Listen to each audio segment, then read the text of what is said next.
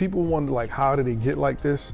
Because crime was declining. There was like almost a 20+ year decline in crime from like say 1993 all the way to like 2012, 2013. Right. It kind of flattened out and then it started going up to where we had the pandemic than we have now. It steadily crept up. So you know what was going down also was the level of police brutality or reported police brutalities, run-ins with the law, and cops being shot at. That was going down as well. Extremely. But what started to happen, and I saw this on 2 different documentaries and put it together. Okay. When Trayvon Martin got shot, and then the Michael Brown situation in Ferguson. Right. When you had that type of a situation with the cops, and then there was no justice seemed to be in place, that's when crime started to escalate. And that's when people started to have a certain attitude towards law enforcement. All right, so yeah, the attitude changed, and also I think the law enforcement attitude changed because now there's like, hey, you don't want us to police, it's F12, defund the police. Wait, hold on, wait, no, before we get to that point, what happened was there was an outcry because the people perceived that justice wasn't just. You know what I mean? Right. And if they are the gatekeepers of justice, the cops, law enforcement, they're the foundation of what we believe to be law and order, right?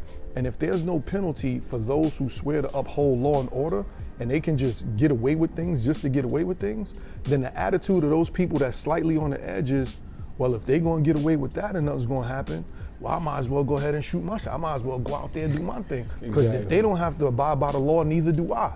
That was the attitude that crept in.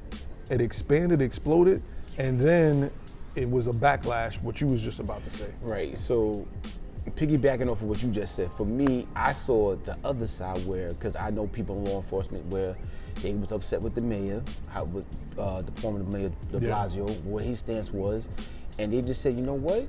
Everybody's saying fuck 12, everybody's saying, oh, defund the police, I'm cool.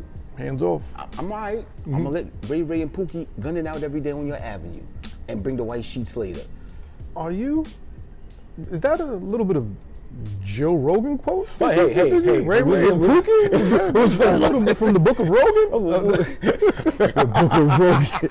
Yo, you gotta cut it. We'll talk about Joe in a minute. Yo, good old Joe. So I saw when law enforcement, I have friends and people, family in law enforcement. They talked about like, hey, our hands are kind of tied because like, yo, if I step in and try to do something, and somebody pulls out their phone, feeling like I'm being too aggressive with somebody or something like that, now I could get in trouble, lose my pension.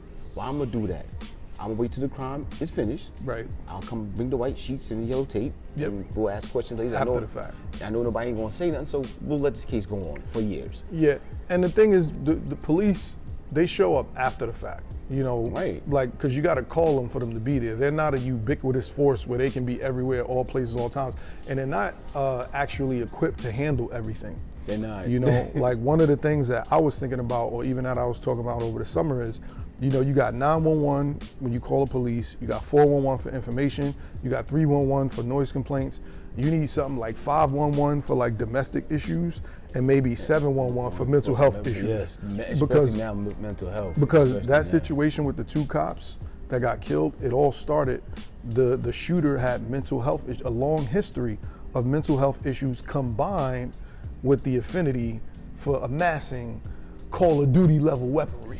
Yeah, like I said, just because you got your sniper rifle and medal on Call of Duty, you're not winning real life. I'm sorry. So we need to start looking at other ways to de-escalate situations that may not require the police to show up, but leave those incidents that are of urgent matters to police because they're not equipped to handle everything.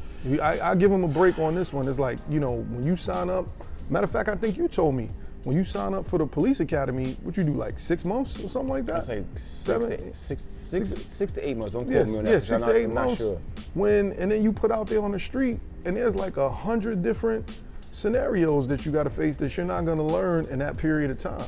And it's kind of like accelerated a little bit too. Because we need them. We need you. They need them. And I tell people, listen, I understand both sides. I understand the people in the street, and I understand the police side. And I also understand the third party who's in the middle is the civilian.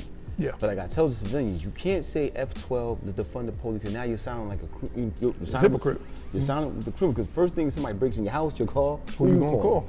Not Ghostbusters. You're not calling me. You're not calling. You're going to call your significant other first, but then you calling the police. Right. That's a fact. Right. You know. So I would just tell people, just be careful and take your emotions out of things. Just look at things logically. I know that's hard. Yeah. Because things are like, it's been like, I feel like it's just like past couple of years, it's just been Ratchet up. turning. Ratchet So up. now everybody's so emotionally wound up about everything. Mm-hmm. It's hard for people to just take a step back, take a deep breath, let me compress, let me look at this logically, see where I fall at online with the situations.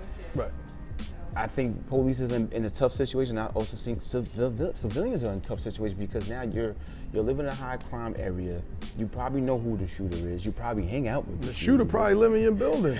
on the 12th floor. On the 12th floor. 12B. Yeah, 12B. The shooter's on 12B. But you know, we know with the whole don't snitch and whatever, but something has to change. They can't solve the crime without somebody's help, and you also gotta take pride in where you live at. Right. Oh, and just for the instance, if you happen to be a shooter and you live in the projects or a building that got 12B, we just threw that number out randomly. But if you have guns in 12B, this podcast is going on YouTube. You might want to put them somewhere where they can't I didn't say be no found. project names, so you good. So yeah, we just saying 12B. Random 12B. Anyway, we're gonna get ready to go to the next point, and yeah, we're gonna do Bill and Joe. We can do Bill and Joe. Okay. Yeah, we can do Bill and Joe. Yeah. Next segment, Bill Cosby, Joe Rogan, and the apology ratings. But Bill didn't apologize. So Bill said, "Fuck y'all, I apologize." all right, we'll be back.